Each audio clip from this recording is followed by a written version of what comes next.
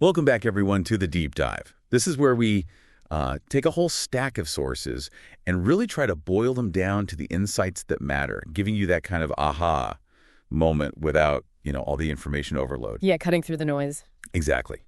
And today, we're actually reaching a pretty significant milestone in our journey here. We are. This is the fourth and the final part of our special Deep Dive series.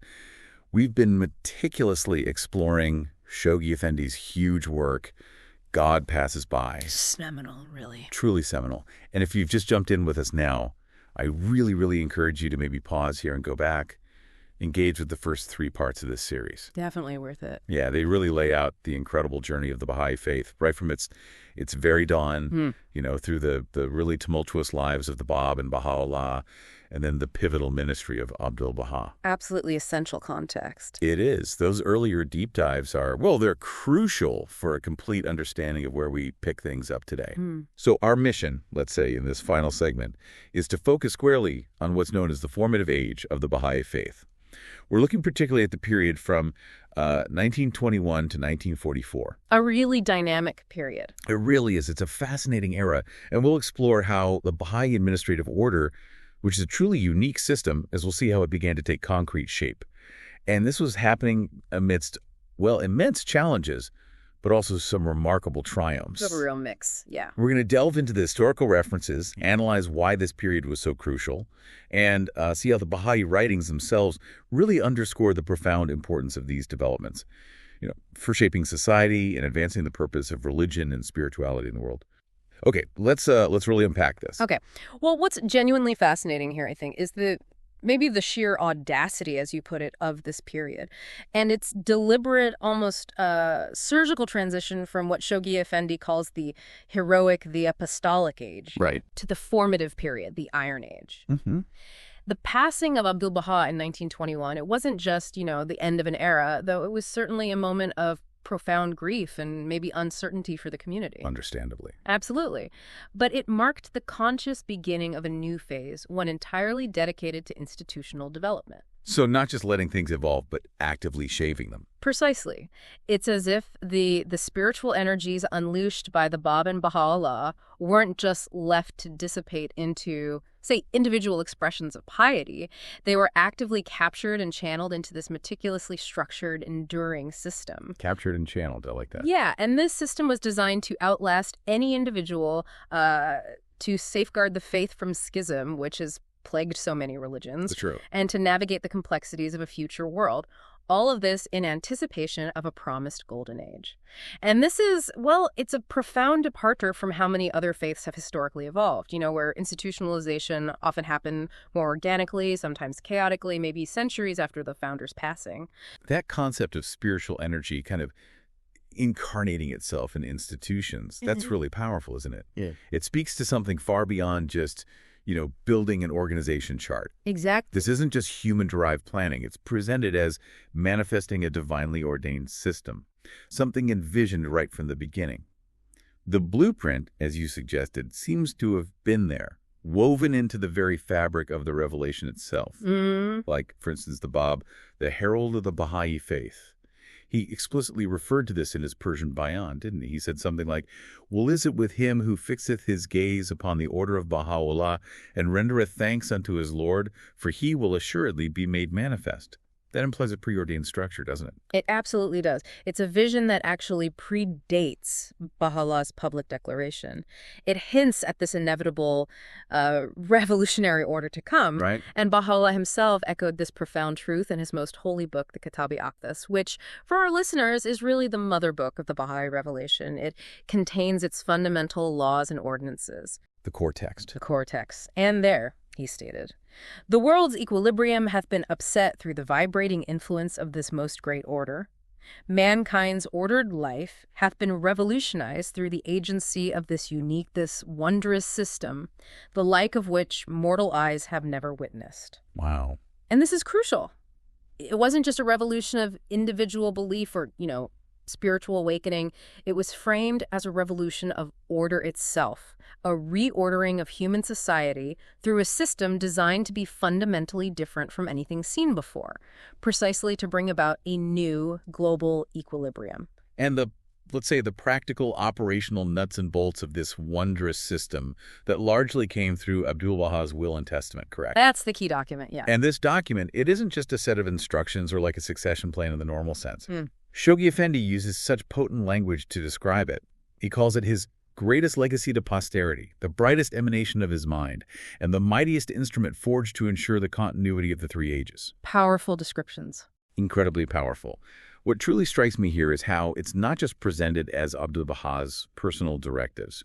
It's described as the offspring resulting from that mystic intercourse between him who had generated the forces of a God-given faith and the one who had been made its sole interpreter. That phrase, mystic intercourse, suggests something almost otherworldly in its origin. What does that mean for how Baha'is view the authority and the nature of this will and testament? Yeah. How does it elevate it beyond just a legal or administrative document? That's a really vital point, because it establishes the will and testament not just as, a set of human-authored directives, but as a divinely inspired instrument, almost a continuation of the revelation itself. Ah, okay. The term mystic intercourse highlights that profound spiritual connection between Bahá'u'lláh and Abdu'l-Bahá. It suggests that Abdu'l-Bahá, as the divinely appointed interpreter of Bahá'u'llah's teachings, was so perfectly attuned to the essence of the revelation that his will and testament emerged as an unerring expounder of that divine law. Unerring expounder. Yes. It effectively guarantees the unbroken chain of divine guidings and authority. And the full implications of this instrument, well, they weren't even fully grasped right at the time of its unveiling after his passing. But it clearly defined an administrative order unique in history. Unique out. Well, no prophet before Baha'u'lláh, not even Christ or Muhammad, established anything quite comparable. An order explicitly laid down with principles, institutions, and interpretive authority designed right from the outset to safeguard the faith from schism and ensure its unity. This is a vital differentiator from past religious dispensations, which, as we know, often saw fragmentation after the founder's passing. That's a key distinction, isn't it? It really emphasizes the novelty and maybe the forethought built into the Bahá'í Faith. So it's truly beyond earthly systems, as you said. Shoghi Effendi emphasizes it's unique in the annals of the world's religious systems. And he explicitly states it's not democratic, not autocratic, not aristocratic, or even like past theocracies. How does it manage to be so distinct, yet still function and, well, thrive in the real world? It sounds like it's navigating a very fine line. It's an ingenious synthesis, actually, a truly revolutionary model for governance, you could say. Shoghi Effendi explains that it incorporates within its structure certain elements which are to be found in each of the three recognized forms of secular government, so democracy, autocracy, and aristocracy. Okay. But here's the critical part. It is devoid of the defects which each of them inherently possesses and blends the salutary truths which each undoubtedly contains. So taking the good, leaving the bad. Essentially, yes. Think about it.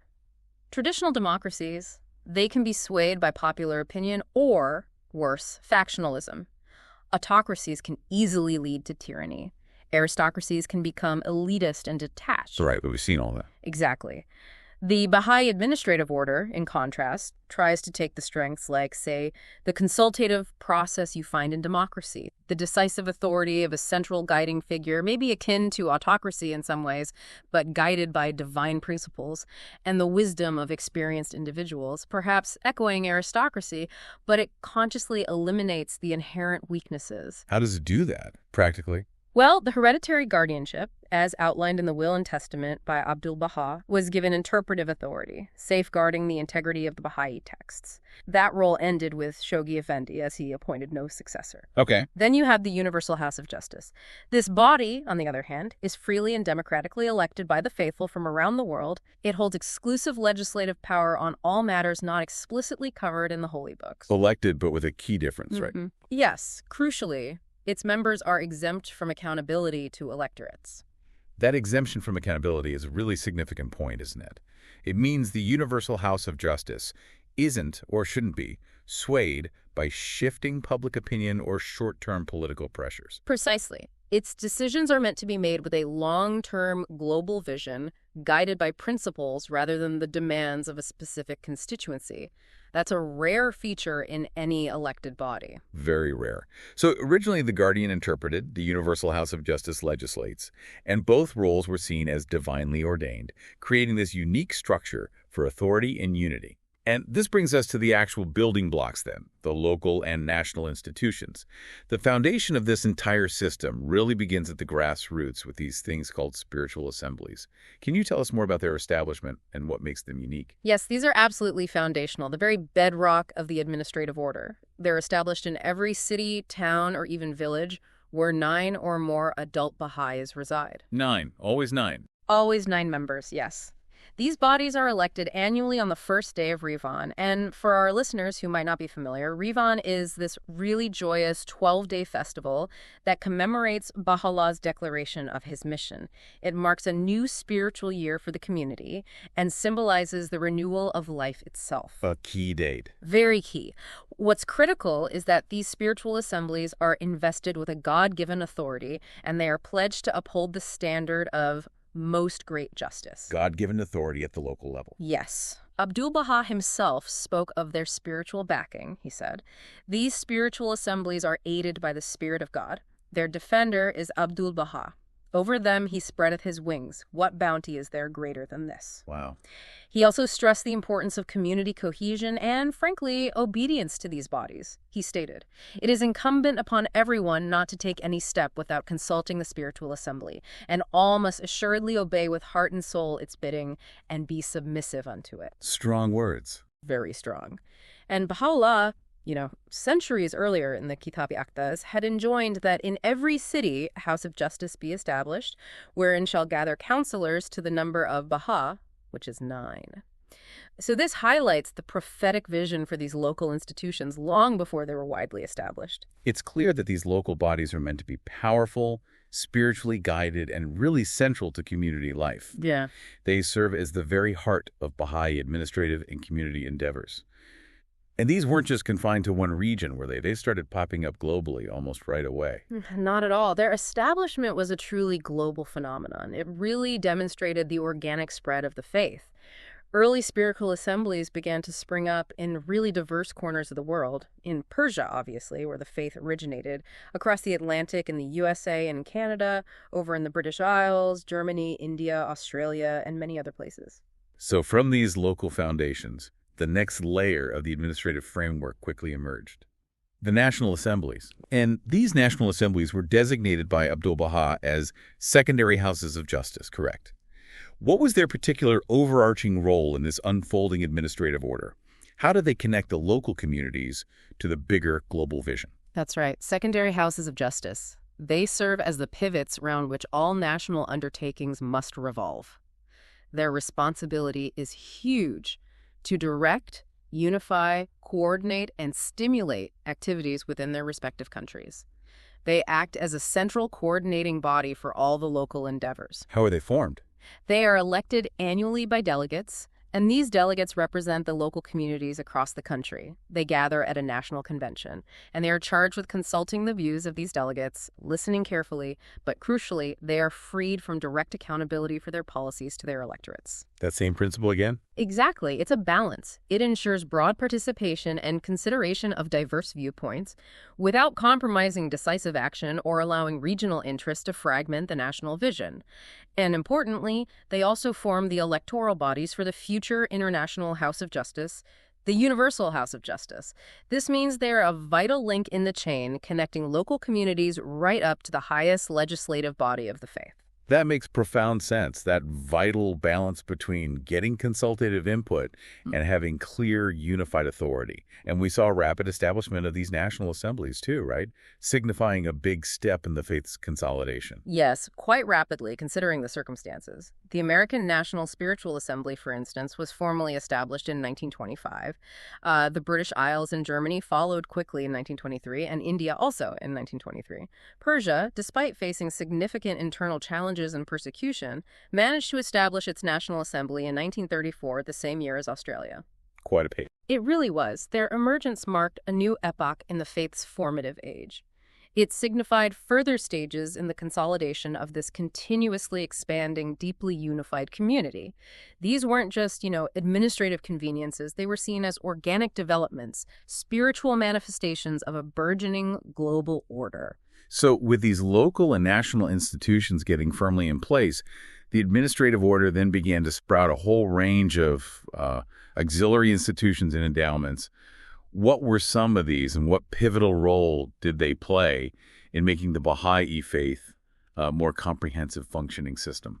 Yeah, the scope became truly comprehensive. It reflects that Baha'i principle that faith isn't just about individual piety, it's deeply connected to community building and service to humanity. Right. So national committees were formed with really diverse functions: teaching and outreach, literature distribution, finance, race unity efforts, which were very important, especially in America, youth activities, archives, legal matters, and much more. Just listing these committees reveals the vastness and the sort of holistic nature of this evolving system. It sounds like a lot to manage. It was, and it demonstrated the faith's burgeoning capacity to administer its multiplying activities in a remarkably efficient and organized manner.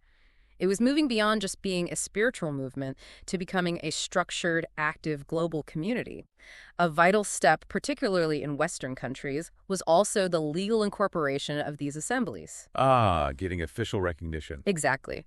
The American National Spiritual Assembly, for instance, was legally incorporated in 1929. This set a crucial precedent for others, like India and Burma in 1933, Egypt and Sudan in 1934, and Australia and New Zealand in 1938. This legal standing was critical, not just for practical things like holding property, but also for asserting the faith's independent religious status in the eyes of secular governments.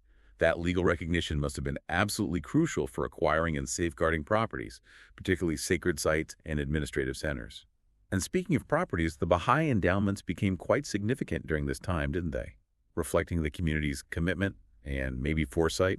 Absolutely. These endowments were tangible expressions of the community's dedication and faith. In the United States, for example, national endowments grew to represent over $1.75 million in assets, which you have to remember for that period was an enormous sum. Huge. Yeah.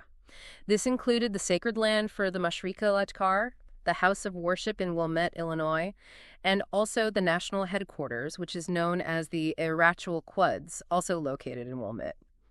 Many other properties like Greenacre, Geyserville, and West Englewood, which had been blessed by Abdu'l-Bahá's presence during his journey to the West, were also acquired and developed. And in Persia, despite the dangers. It's even more remarkable, really, is that in Persia, despite the severe government restrictions that actually prevented legal incorporation, Baha'i communities managed to acquire vast properties, often exceeding the American endowments in value. Incredible. It is.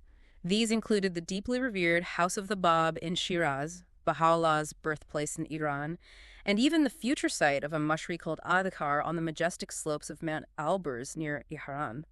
These historical and sacred sites were meticulously preserved and restored, demonstrating the community's unwavering dedication despite facing intense adversity. It's just incredible to consider how much was acquired and safeguarded, often under such immensely difficult circumstances. And you mentioned the Irachul Quds earlier. Could you elaborate a bit on its role, particularly how it complements the Mashriq-al-Adkar and what its establishment symbolized for the faith's development? Sure. The Irachul Quds, which translates roughly as sacred fold or sacred enclosure, became the official national headquarters for the Baha'i community in various countries. It serves as the seat of the Baha'i National Assembly and pivot of all Baha'i administrative activity. So the administrative hub. Exactly. This institution is distinct from, yet complementary to, the Mashriq-al-Adkar, the House of Worship, which is reserved exclusively for worship and deep spiritual reflection.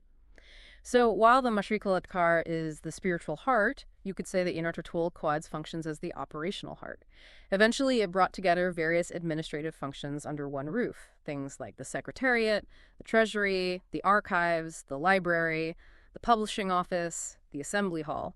It symbolizes the ideal of systematic service and efficient administration that animates the Baha'i community, ensuring that spiritual principles are translated into practical, organized action for the betterment of society. So it's the nerve center for daily operations, complementing the spiritual sanctuary. That makes sense. Beyond these crucial structural developments, the faith also placed immense importance on fostering community life and learning, didn't it? What were some of the key initiatives there that really strengthened the bonds among believers and perhaps educated the next generation? Indeed, that was vital. A major and, I think, progressive development was the institution of summer schools.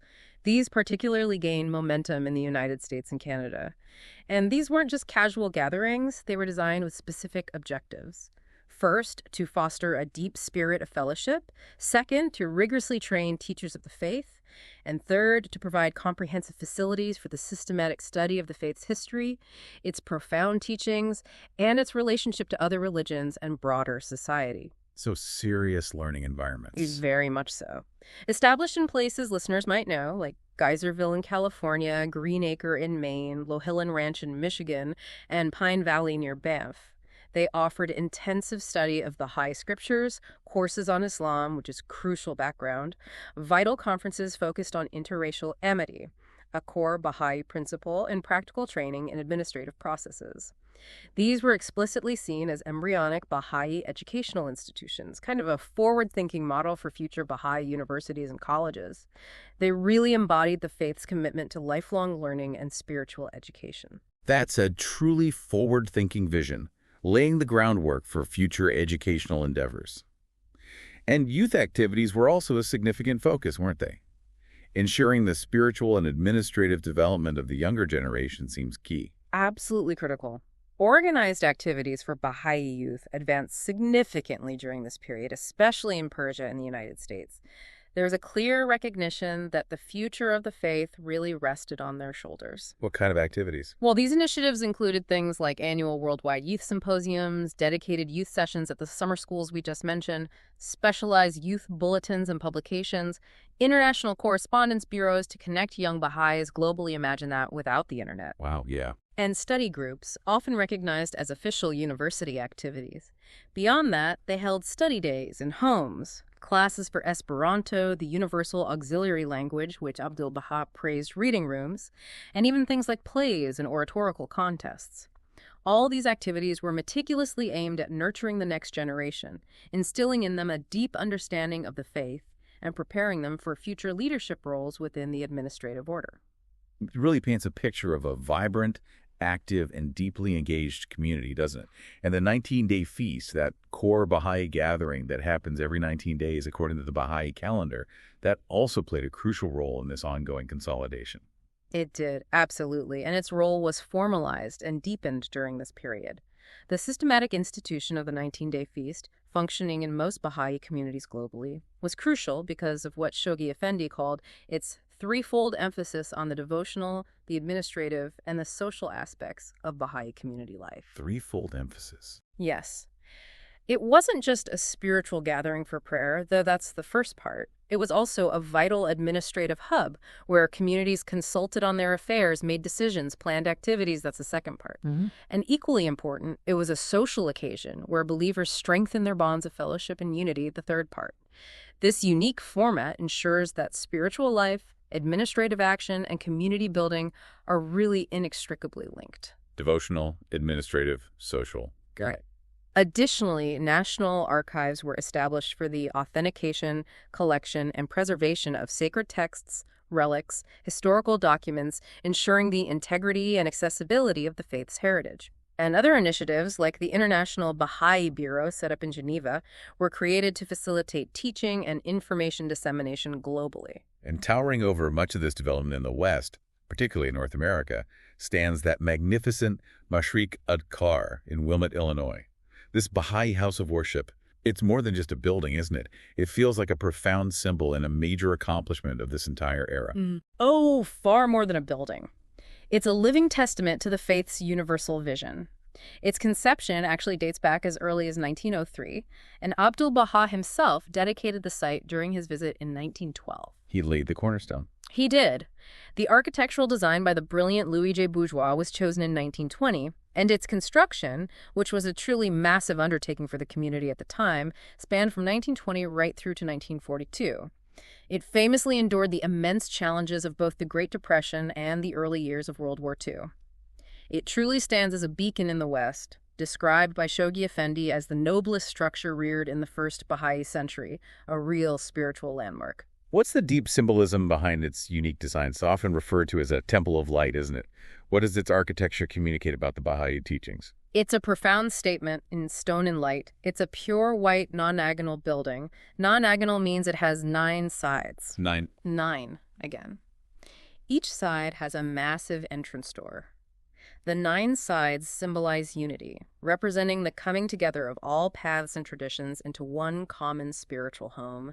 The majestic dome rises over this vast, open, pillar-free space inside, emphasizing direct communion with God, unmediated by clergy. Open and welcoming. Exactly.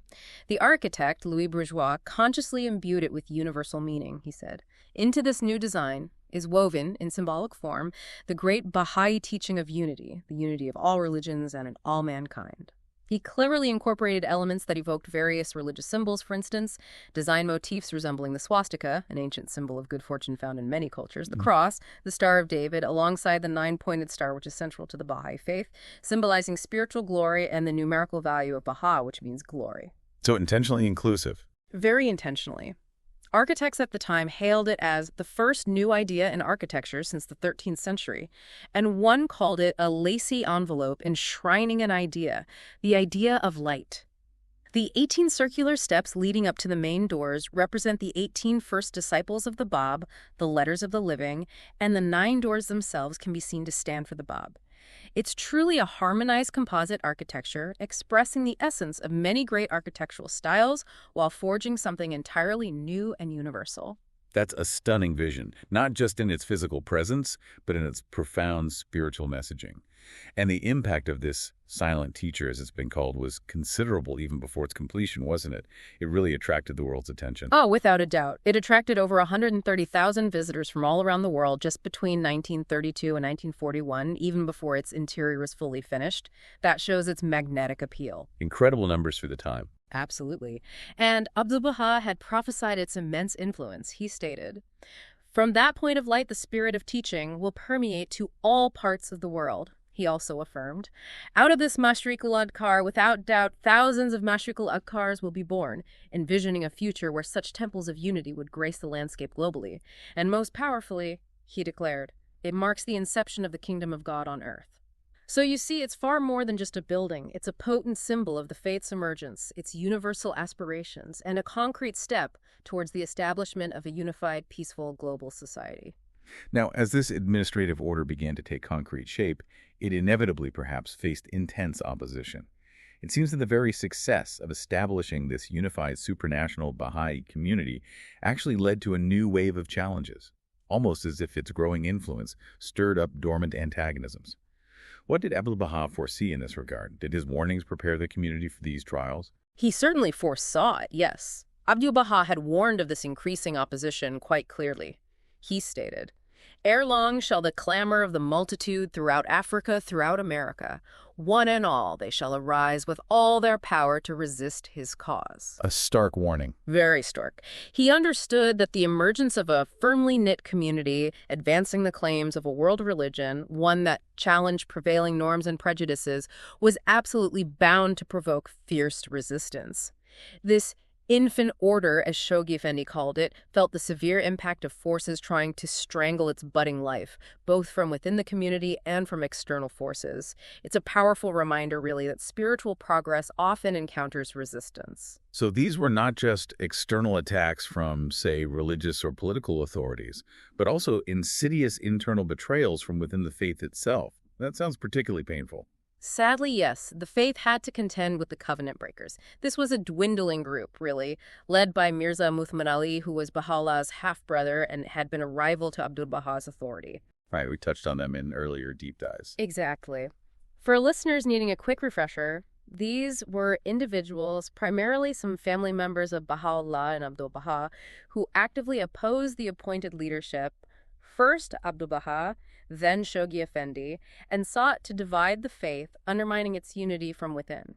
Immediately after Abdu'l-Bahā's passing, Mirza Muhammad Ali attempted to seize custodianship of the keys to Baha'u'llah's tomb in Baji. A direct challenge. A very direct challenge to the central authority established by Abdu'l-Bahā's will and testament. But their attempt failed due to the firm and timely action of the Palestine authorities at the time under the British mandate. They eventually recognized Shoghi Effendi's appointment as guardian and returned the keys to the appointed keeper. They also resorted to other methods like trying to undermine the acquisition of properties near the Bab's tomb on Mount Carmel, but these efforts, thankfully, ultimately came to nothing.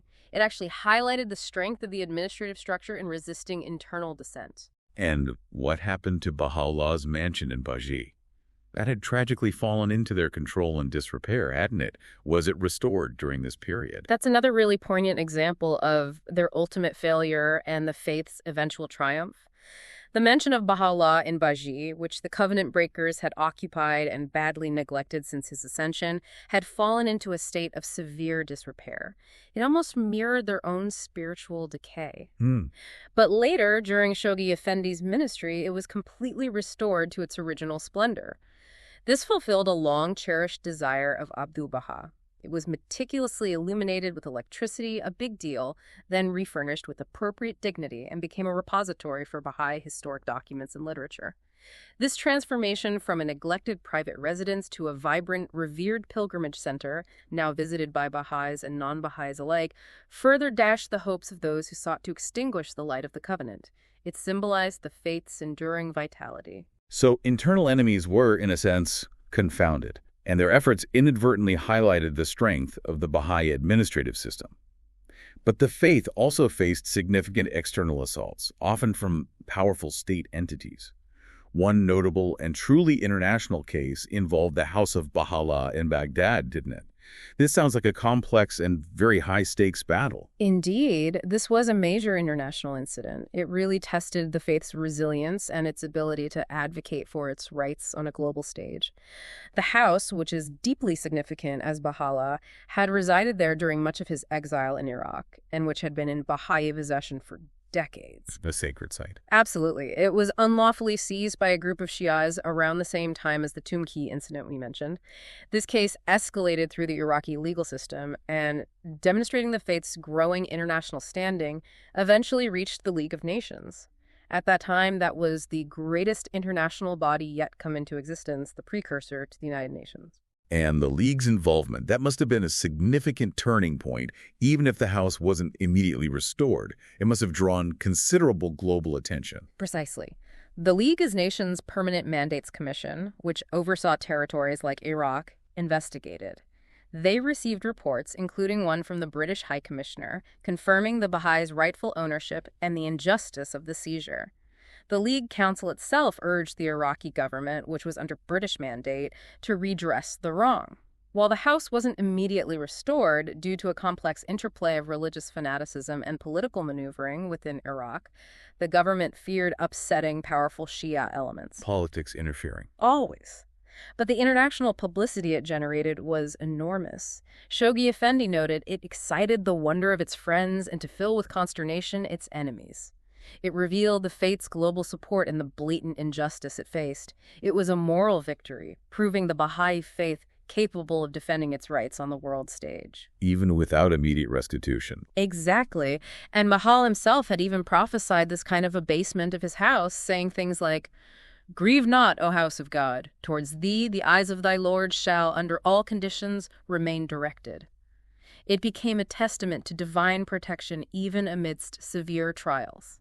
This sounds like a recurring pattern. Attacks that, paradoxically, ended up strengthening the faith's position or elevating its public profile somehow. What about persecution in Russia during this period, particularly as the Soviet regime consolidated its power? That must have been harsh. Russia saw truly severe and systematic repression. The courage and the spiritual vitality of the Baha'i communities there, along with their organized administrative institutions, unfortunately aroused the fierce antagonism of the ruling authorities. They perceived any independent religious organization, especially one with international ties, as a threat to their monolithic ideology. A threat to state control. Precisely. This led to widespread restrictions, mass arrests of believers, the forced dissolution of local assemblies, the closing of Baha'i schools and libraries, the confiscation of literature, and eventually a blanket prohibition of all teaching activities. It was a deliberate, sustained attempt to eradicate the faith from Soviet territory. And the historic Ishkabad Mashriqul Adkar, the very first Baha'i house of worship in the world, was affected too. That must have been a profound loss for the community, especially after such a pioneering achievement. Tragically, yes. The Ishkabad Mashriq al-Adkar, this magnificent edifice that had stood as a beacon of unity and worship for decades in Turkmenistan, was targeted. In 1928, the Soviet law expropriating religious edifices was applied to it. Although its use as a house of worship continued under a lease arrangement for some years, which allowed the Baha'is to somewhat maintain their spiritual community life, by 1938 the situation had severely deteriorated. Over 500 believers in the region were in prison, many tragically dying in confinement, and their properties were confiscated. Many others were brutally exiled, often to Siberia. Horrific. Ultimately, the temple itself was completely expropriated by the state and converted into an art gallery, a deeply symbolic act of suppression. This represented a profound material loss for the community, but their steadfastness under such dire conditions became a source of inspiration for Baha'is worldwide. It's just heartbreaking. And similar challenges emerged in Germany, didn't they? Particularly with the rise of the Nazi regime there, given the Baha'i emphasis on unity and racial equality, those principles would clash directly. Indeed. In Germany, the public teaching of the faith was officially forbidden by the Nazi regime precisely because of its fundamental emphasis on peace, universality, and its explicit repudiation of racialism principles directly antithetical to Nazi ideology. They couldn't tolerate that message. Not at all. Baha'i assemblies were dissolved by decree, national conventions were interdicted, archives were seized, and all Baha'i literature was suspended. It amounted to a virtual cessation of organized Baha'i activity throughout Germany in the years leading up to and during World War II. The Baha'is refused to compromise their core principles, even under extreme duress, which inevitably made them a target. And of course, Persia, Iran, the birthplace of the faith, continued to present its own set of deeply entrenched challenges and persecutions, didn't it? Often from civil authorities, perhaps, rather than just religious fanatics by this point. Absolutely. While the number and maybe the violence of direct mob-led outbreaks were somewhat reduced compared to earlier periods, partly due to the gradual decline of the Shia clergy's direct political power, the civil authorities in Persia imposed significant and systematic restrictions on the newly established administrative order. How so? Well, this included things like the forced closing of Baha'i schools because they refused to operate on Baha'i holy days, a clear demonstration of the community's commitment to its own identity and calendar. Also, the rejection of Baha'i marriage certificates by the state, a pervasive ban on importing or publishing Baha'i literature, and frequent confiscation of community properties. The pressure was constant and aimed at forcing the Baha'is to either recant their faith or at least conform outwardly to Islamic norms. How did the believers respond to such persistent pressure to compromise their principles? It must have required immense fortitude to stand firm day after day. Their response was one of remarkable, almost unbelievable, unyielding steadfastness. They consistently refused to recant their faith or to practice taqi, that is, religious dissimulation, hiding or denying their beliefs for safety, which is permitted in some Shia interpretations, but generally discouraged in Baha'i practice. They held firm even in the face of imprisonment, deportation, and all manner of persecution, including death. Incredible bravery. Truly. A powerful example is the message sent from the Baha'is of Abadi, a town in the Fars province of Persia, to the local governor who was pressuring them. They basically said, if you cut us in pieces, we will never submit to your wishes. This unwavering adherence to their spiritual principles, even when it brought them into direct conflict with temporal authorities, demonstrated the profound resilience of the administrative order and, more importantly, its followers. Despite all these severe challenges across the globe, the administrative order proved itself to be firmly established, a testament, Baha'is believe, to its divine origin and the unwavering faith of its adherents. It's truly incredible to see how the faith navigated such a gauntlet of opposition, both internal and external, emerging not only intact, but seemingly stronger in its resolve. But amidst these adversities, there was also a powerful and parallel movement happening towards emancipation and recognition on the world stage. What was the pivotal moment that really kickstarted this journey towards being globally recognized as an independent religion, separate from Islam? The pivotal moment, without doubt, was the Egyptian court ruling in 1925. It actually began with a seemingly local legal case. There was a demand for the divorce of Baha'i husbands from their Muslim wives on the grounds of apostasy, the argument being that a Baha'i was no longer a Muslim and therefore the marriage was invalid under Islamic law. Using religious law for separation. Exactly. In the village of Kamo Aidi, this local incident escalated. It went up through the court system, and the appellate religious court of Biba, which was a high court in the Egyptian judicial system, delivered a truly historic verdict on May 10th, 1925. And what was so historic and groundbreaking about that specific verdict? What did it declare that changed everything? It was an absolutely unequivocal declaration, and its impact went far beyond Egypt, resonating throughout the entire Baha'i world. The court stated quite clearly, "The Bahá'í Faith is a new religion, entirely independent, with beliefs, principles, and laws of its own, which differ from and are utterly in conflict with the beliefs, principles, and laws of Islam. No Baha'i, therefore, can be regarded a Muslim, or vice versa." Wow, that's direct. Even as no Buddhist, Brahmin, or Christian can be regarded a Muslim, or vice versa. This was momentous because, for the very first time, an official, authoritative body from within the Islamic world, and remember, Egypt was a prominent intellectual and religious center of the Arab and Muslim worlds, formally declared the Baha'i Faith a distinct, independent religion entirely separate from Islam. That must have had huge significance. It effectively silenced many detractors who constantly tried to dismiss the faith as just a sect or some kind of heretical offshoot. It sounds like a legal watershed moment. It absolutely was. Shoghi Effendi described it perfectly as the first charter of the emancipation of the cause of Bahá'u'lláh from the fetters of Islamic orthodoxy. It served as a definitive legal pronouncement that effectively silenced, or at least legally countered, those who had previously dismissed the faith as a mere sect, a cult, or just a deviant form of Islam.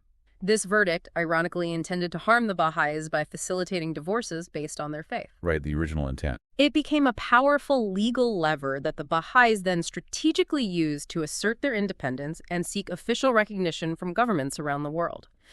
It beautifully showed how adversity could be turned into opportunity. So how did this landmark ruling translate into securing recognition and rights in various countries? Yeah. What practical implications did it have for Baha'i communities globally? Well, the effects really rippled outwards. In Egypt itself, emboldened by the ruling, the Baha'i community immediately took a stand. They refused to refer matters of personal status, like marriage or divorce, to the Muslim religious courts anymore. Asserting their own laws. Exactly. They courageously codified and presented Baha'i laws on personal status to the Egyptian cabinet itself. They started issuing their own Baha'i marriage and divorce certificates, and they openly observed their own holy days, further asserting their distinct identity. This led to a significant, though initially challenging, development in 1939. The Grand Mufti of Egypt, at the request of the Ministry of Justice, issued a fatwa, that's a formal legal opinion based on Islamic law, stating that since Baha'is were not Muslims, they therefore could not be buried in Muslim cemeteries. Ouch. That sounds like a problem. Initially, it caused some distress, yes, but ultimately it compelled the Egyptian government to grant separate cemetery plots specifically for Baha'is. This further solidified their independent religious status and their right to manage their own affairs, even in death. That's a fascinating, almost paradoxical way to gain recognition through a pronouncement that initially seemed quite restrictive. What about in the Holy Land, the faith's spiritual and administrative center in Palestine under the British mandate? How did recognition progress there? In the Holy Land, where the Baha'i World Center is located, tangible steps towards recognition were also made during this period. Official recognition was granted by the mandate authorities to Baha'i marriage certificates issued by the community.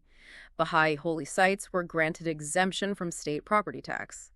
Customs duties were waived for ornaments being imported for the shrines, which facilitated their beautification and upkeep. Practical measures. Very practical. And even more significantly, branches of the American and Indian National Spiritual Assemblies were officially recognized by the British mandate authorities as religious societies. This was quite unprecedented for a non-Islamic, non-Jewish, non-Christian religious body in that region at that time. This allowed the faith to function more freely and openly at its world center, really laying the groundwork for its future administrative expansion there. And Persia, or Iran, still a stronghold of opposition and persecution, did it see some shifts too, despite its entrenched challenges? Any progress there? Despite the ongoing, often severe difficulties, the Persian Baha'i community, which was numerically superior to other religious minorities there, staunchly asserted its distinct religious identity. They consistently refused to dissemble their faith, as we mentioned, or refer personal matters like marriage and inheritance to the Muslim courts. They stood firm on their principles. How did the authorities react? Well, their insistence on adhering strictly to Baha'i laws, such as observing Baha'i holy days, which meant closing businesses or schools, and conducting specifically Baha'i marriages, eventually led to a kind of grudging, partial recognition in certain civil matters. For example, religious affiliation was gradually removed as a requirement on passports, and self-registration of marriage and divorce with Baha'i assemblies was eventually allowed, even if it remained somewhat unofficial in the state's eyes. This slow but steady progress, often achieved through tremendous personal sacrifice with believers, as we heard, preferring imprisonment and even death over recanting their beliefs, showcased immense fortitude and solidified their distinct legal and social standing over time. Moving westward again, the American Baha'i community also made significant strides in securing practical and legal recognition, didn't it? These must have been crucial for building a strong foundation in the West. They certainly did. The American National Spiritual Assembly was officially recognized by federal authorities as a religious body. This enabled it to hold properties legally as trustees for the entire community. Their endowments, including the temple land and structure in Wilmette, were granted exemption from taxes, a clear acknowledgement of their religious nature. What about marriage? That was an issue in Egypt. Yes, and a breakthrough came here too. In a historically important step, the Baha'i Spiritual Assembly of Chicago obtained civil recognition in the state of Illinois in 1939 to conduct legal Baha'i marriages and issue state-recognized certificates. This privilege was later extended to other states like New York, New Jersey, Wisconsin, and Ohio. This was a critical step in establishing the faith's independent legal standing within secular society. Any other signs of recognition? Yes, quite a few. The U.S. War Department approved the use of the greatest name symbol, a Baha'i calligraphic symbol, on the headstones of Baha'is killed in war, placing it on equal footing alongside the Latin Cross for Christians and the Star of David for Jews. This was a powerful public recognition of their independent religious status. Even during World War II, the Office of Price Administration, which handled rationing, granted preferred mileage allowances to assembly officers for carrying out essential religious duties, showing a practical acknowledgement of their functional role in society. These are very concrete examples, aren't they? The faith status being officially acknowledged and integrated into the fabric of society. And this wasn't just happening in major centers like the U.S. or Egypt. Similar efforts were underway in many other countries, too. That's right. Baha'i communities in India, in Iraq, in Great Britain, and in Australia were also making similar efforts, each adapting to their specific local, legal, and social circumstances. They consistently enforced their own Baha'i laws regarding personal status, consciously severed any remaining ties with other ecclesiastical institutions to underscore their complete independence, and worked tirelessly to publicize the faith's distinct character and its universal principles. This was really a synchronized global effort to achieve full emancipation and recognition, demonstrating a remarkable unity of purpose across diverse cultures and legal systems. It's truly remarkable how a ruling in a relatively small Egyptian village court could have such widespread and profound repercussions, setting a precedent that literally rippled across continents. And this growing recognition inevitably led to external testimonials from prominent figures, people outside the Baha'i community who recognized the faith's significance. Who were some of these notable voices? Yes, that's another fascinating aspect. One influential voice was Professor Norman Bentwich. He had served as the Attorney General of the Palestine government under the British Mandate, giving him a unique, high-level perspective on the emerging religious landscape of the Holy Land. What did he say? He stated, quite significantly, Palestine may indeed be now regarded as the land not of three but of four faiths, because the Baha'i Creed is attaining to the character of a world religion. Coming from a highly placed legal official in the very land where the faith's central institutions were located, that carried significant weight. It acknowledged its permanence and global nature. Interesting. And there was a renowned Swiss scientist, Dr. Auguste Forel, who had something equally powerful to say. He even declared himself a Baha'i, didn't he? Yes, that's right. Dr. Forel was a distinguished scientist, a psychiatrist, and a pioneering entomologist, a man of considerable intellectual renown in Europe. In his testament, he declared, "This is the real religion of social welfare, without dogmas or priests, binding together all men of this small terrestrial globe of ours. I have become a Baha'i. May this religion live and prosper for the good of humanity. This is my most ardent desire." Wow, a strong endorsement. Very strong. He was clearly captivated by the Baha'i principles of unity, the abolition of prejudice, and social justice. He saw it as the greatest movement today, working for universal peace and brotherhood.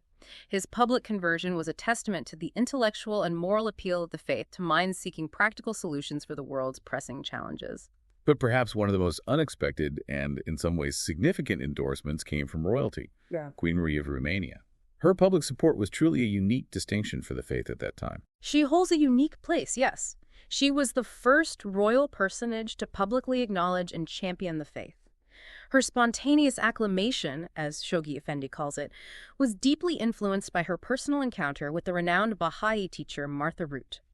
This encounter happened during a time of profound, dire grief and inner conflict and distress in the Queen's own life, as she herself testified. The Baha'i message, she said, sank deeply into her soul, offering solace and a new direction. And her testimonials were quite powerful and very public, weren't they? She wasn't shy about sharing her newfound convictions. Not at all. She expressed her conviction with remarkable eloquence and courage.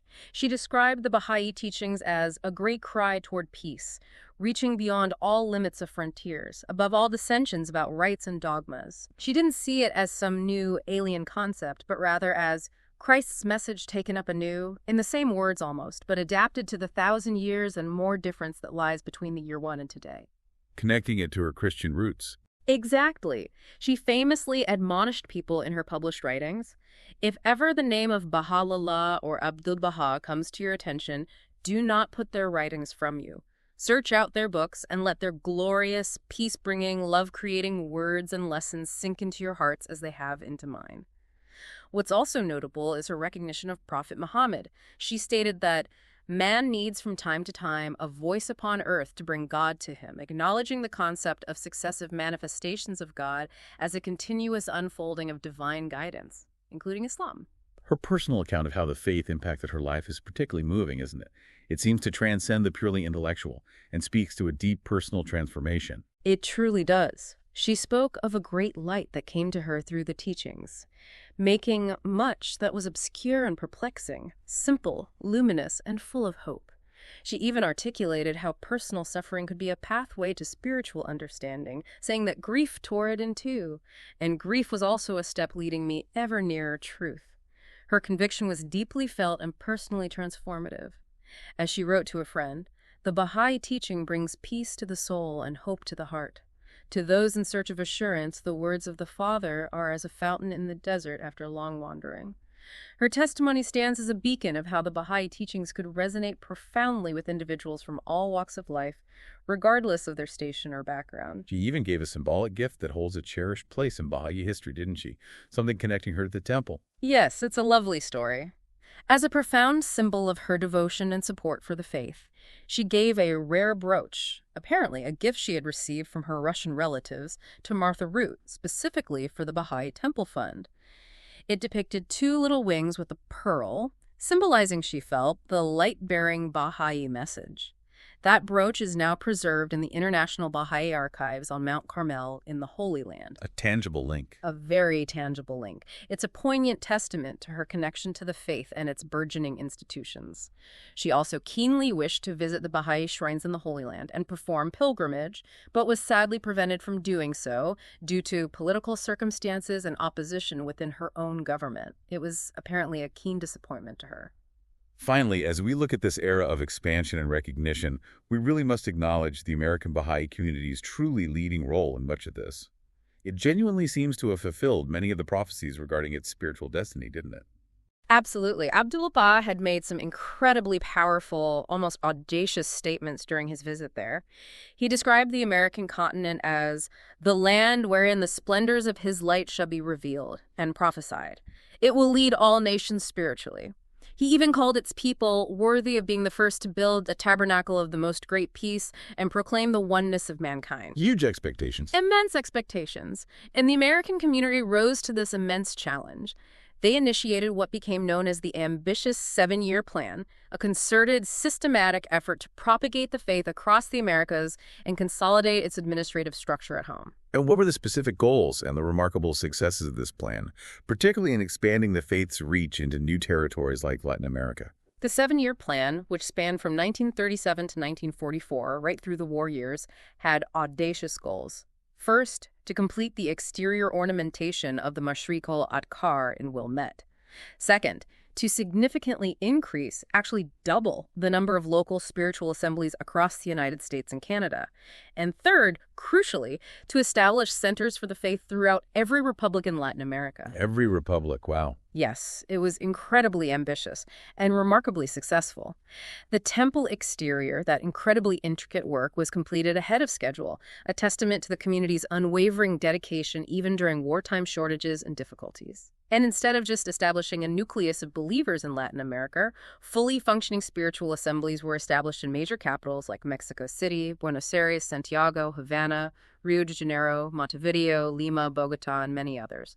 This marked a profound expansion of the faith into entirely new linguistic and cultural spheres. A massive achievement. A truly massive achievement. Shoghi Effendi called it a matchless honor achieved through the services and sacrifice of dedicated pioneers.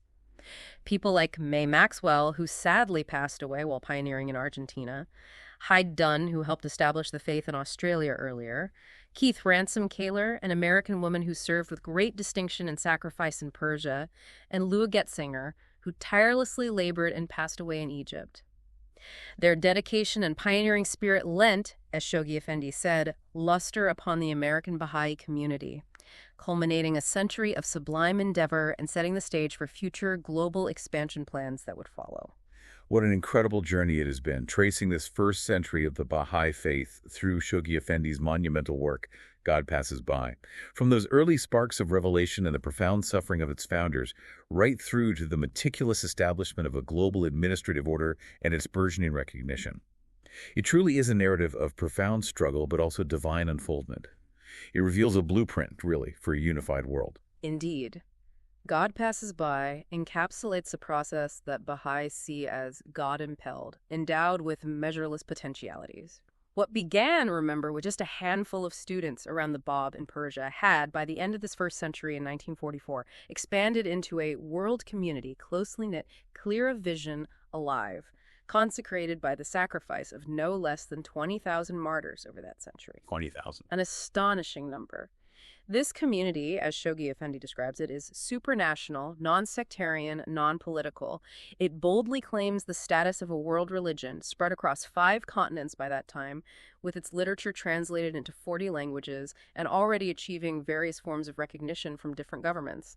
It's truly remarkable how, unlike so many past religions, this faith, despite facing constant sorrows, dangers, and tribulations, has, as he puts it, failed utterly to impair its unity or to create, even temporarily, a breach in the ranks of its adherents. It has only emerged purified and inviolate, which Baha'i is a tribute to the strength of the covenant established by Bahá'u'lláh and Abdu'l-Bahá. It's a compelling story of resilience, growth, and undeniable progress. And yet, as God Passes By makes crystal clear, the journey is far from over. The formative age laid crucial foundations, absolutely, but there are still many unfinished tasks and grand prophecies yet to be fulfilled, aren't there? Yes, the path ahead, as envisioned in the writings, is vast and frankly thrilling. The Universal House of Justice, the supreme governing body which Shoghi Effendi described as the last stage in the erection of the framework of the World Administrative Order, was as yet unestablished. At the time he wrote, it was formally elected later, in 1963, awaiting the conditions that would enable its permanent establishment on Mount Carmel. Right, they came later. The faith's full emancipation and its universal recognition as an independent global religion, fully recognized by all nations of the world, is still unachieved. Many countries and islands still await the establishment of the administrative order within their borders, and significant milestones remain. The banner of the faith is yet unhoisted, metaphorically speaking, on the foremost Islamic seat of learning like Al-Azhar in Cairo. The most great house of Bahá'u'lláh in Baghdad is still unliberated and not in Baha'i hands. Other Mashriq al-Adkars, houses of worship, have yet to be built across the globe beyond those existing now. The Bab's tomb dome on Mount Carmel, while magnificent, awaits its final intended completion according to the original vision. The full codification and application of the laws of the Kitab-i-Aqdas is an ongoing process guided by the Universal House of Justice. Baha'i courts dealing with personal status law are yet to be universally instituted, and the Ishkabad temple remains unreturned to the Baha'i community. So many goals still lie ahead. So the Golden Age, That ultimate vision of a unified world that Bahá'u'lláh envisioned, the establishment of the Most Great Peace. It's still very much a future prospect, a destination toward which the Bahá'í community is ceaselessly striving. Precisely. That era, which the Bahá'í writings envision as encompassing the unification of all the peoples and nations of the world, the establishment of the Most Great Peace, the inauguration of the kingdom of the Father upon earth, the coming of age of the entire human race, and the birth of a world civilization. That era is described by Shoghi Effendi as still unborn and its glories unsuspected. It's a grand, almost breathtaking, awe-inspiring vision that inspires ongoing effort, sacrifice, and an unshakable optimism within the community. And this sense of purpose, of destiny, seems to be the underlying empowering message as we conclude our deep dive into God Passes By. Despite all the challenges, the adversities, the persecutions, and the sheer enormity of the tasks ahead, there's this profound confidence in the faith's ultimate triumph and the eventual realization of its universal vision. It feels like a call to unwavering faith and continued action. Indeed. Shoghi Effendi conveys this confidence so beautifully and powerfully right at the end of the book. He states that despite whatever sorrows, dangers, and tribulations the future may hold for the faith and for humanity, what it has already achieved in the first 100 years of its life provides sufficient guarantee that it will continue to forge ahead, capturing loftier heights, until its glorious mission is totally fulfilled. It's a powerful reminder that every step forward, every challenge overcome, is seen as part of a divinely guided unfolding towards that glorious future. For those who embrace this perspective, it's not just looking back at history, but participating in a living, unfolding destiny. And that wraps up our special 4-part series looking into Shoghi Effendi's God Passes By. This book, it offers such an essential narrative of historical struggle, of divine unfoldment, and the shaping of the Bahá'í Administrative Order. It really provides context and profound meaning to the tireless work of building a unified world work that continues to this day for Baha'is everywhere. It really does frame the present-day activities. Absolutely. We truly hope this deep dive has been as illuminating and maybe inspiring for you, our listeners, as it has been for us putting it together. It's been a great journey through the book. It really has. Now, this concludes our special series, but if you have recommendations for other Baha'i books or writings, or perhaps other topics you'd like us to explore in future deep dives, please do leave them in the comments section below wherever you're listening. We'd love to hear your ideas. Yes, please do. And of course, don't forget to subscribe to the Baha'i On Air channel for new deep dives and other content. Until next time, thank you for joining us.